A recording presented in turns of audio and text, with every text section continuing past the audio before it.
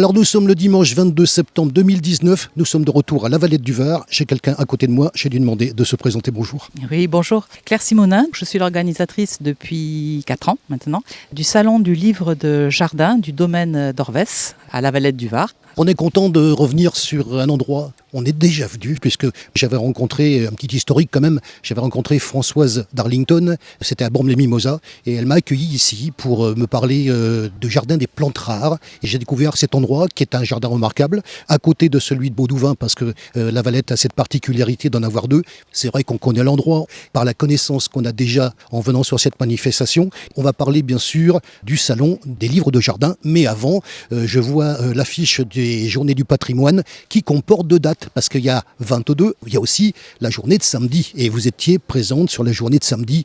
Dans les grandes lignes, qu'est-ce qui s'est passé hier ici? Le samedi et le dimanche, le jardin est ouvert classiquement pour les Journées du patrimoine. Sur les 2 jours, il y a des visites du jardin qui sont organisées, en général une le matin, une l'après-midi. C'est les fils de Françoise Darlington qui font visiter le domaine. Les petits-fils de Pierre Deval qui a acheté cette maison dans les années 20, qui était un peintre d'une certaine notoriété, qui s'est installé là. Il a traversé tout le XXe siècle. Il est né à la fin du XIXe, il est mort à la fin du XXe, à 96 ans.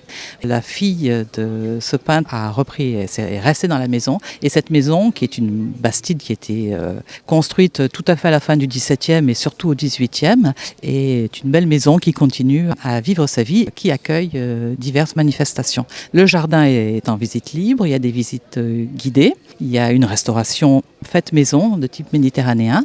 Hier, l'atelier du peintre Deval qui est exceptionnellement ouvert, ainsi que la salle à manger qu'il a décorée de fresques murales. Hier, à 15h, il existe un livre sur ce peintre Pierre Deval qui a été fait par Michel Aurinck.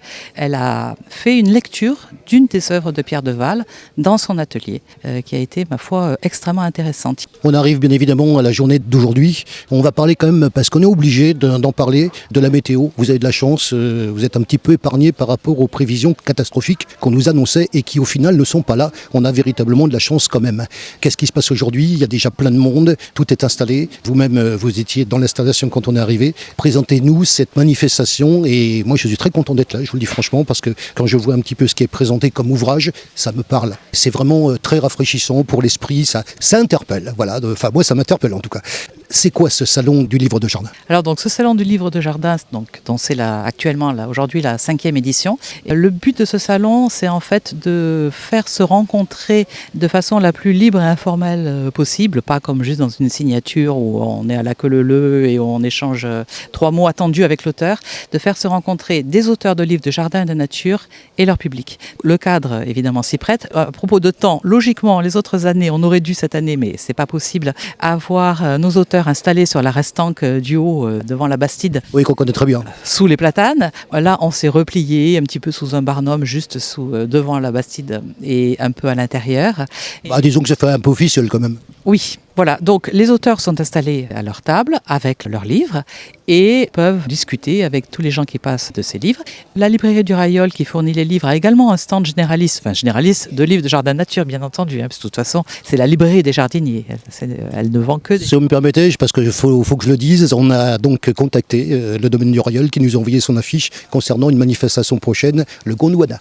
On est vraiment au top, on vous a, et puis donc non mais c'est un sujet vraiment très intéressant. Alors moi j'aimerais que vous me parliez de tous les livres qui sont présentés, parce que j'ai parcouru ça avec, je dois le dire, beaucoup d'intérêt. Je ne vous demande pas le titre de tous les livres, mais disons dans quel domaine on parle, parce qu'ici on est dans des domaines quand même très particuliers, il y a énormément d'ouvrages, c'est un sujet vraiment très intéressant. Les livres, les auteurs qui sont présents, il y a actuellement 9 auteurs à Orvès. Vous avez Philippe Bonduel qui a écrit énormément de livres sur le jardinage, c'est quelqu'un qui pratique le jardinage depuis 40 ans, qui connaît beaucoup les plantes, et qui là est présentement en train de faire une petite conférence dont le titre est Fleurs à parfum, la face cachée. Vous avez Michel Chauvet qui est agronome et ethnobotaniste et qui est spécialiste des plantes alimentaires. Vous avez Michel Delstodt qui sera là seulement cet après-midi, qui elle est aquarelliste et qui a fait beaucoup de livres d'aquarelle sur les jardins ou les milieux naturels.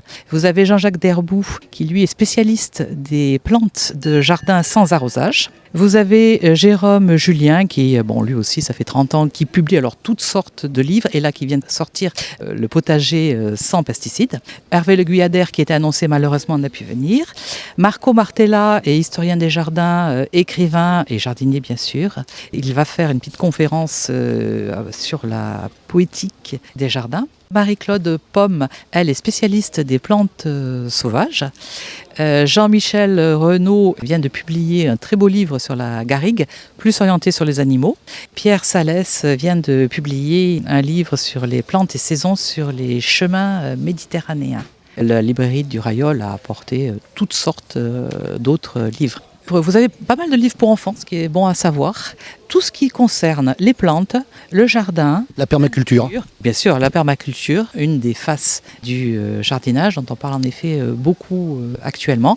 Vous pouvez avoir l'histoire des jardins, des réflexions théoriques sur la façon d'aborder un jardin. En fait, tout ce qui peut, pour les adultes ou pour les enfants, avoir trait à la nature, les jardins, les animaux aussi.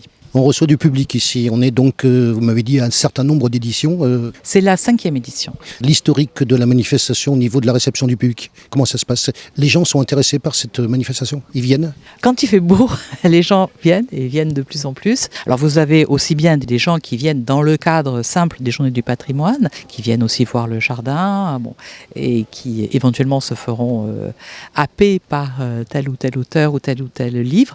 Après, la manifestation commence à être connue, c'est-à-dire qu'il y a des vrais passionnés de jardin qui, d'année en année, viennent, et surtout les petites conférences. Et donc ces petites conférences qui sont dans un cadre intime et toujours de très très bon niveau, c'est toujours de très bons intervenants, sont en général fort prisés.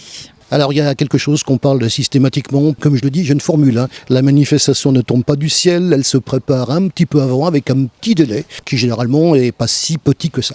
Oui, en effet. C'est une organisation non professionnelle, c'est pas des gens payés pour organiser. De toute façon, le domaine d'Orvès, on restera toujours dans de l'artisanat.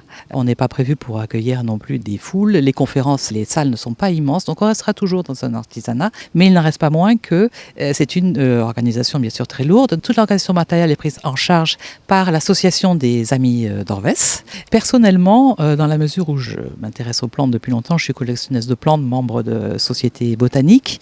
Je viens d'achever une carrière de 20 ans de correctrice aux éditions Actes Sud, donc je connais aussi le monde de l'édition. C'est pour ça que je suis en charge depuis 4 ans de cette organisation. Et effectivement, il faut s'y prendre, l'idéal est de s'y prendre quasiment un an à l'avance, parce que les bons auteurs de jardin ont des agendas de ministres. Donc tout mon travail, c'est de trouver les bons auteurs, d'arriver à les contacter, de les convaincre de venir. En général, quand ils voient les photos et qu'ils voient les programmes et la qualité des programmes de l'année passée, ils sont plutôt désireux de venir. Voilà. Mais c'est effectivement énormément de travail pour organiser tout ça, répartir les conférences. Et puis pour les Amis d'Orvès, c'est aussi beaucoup de travail pour organiser tout le matériel, plus les repas.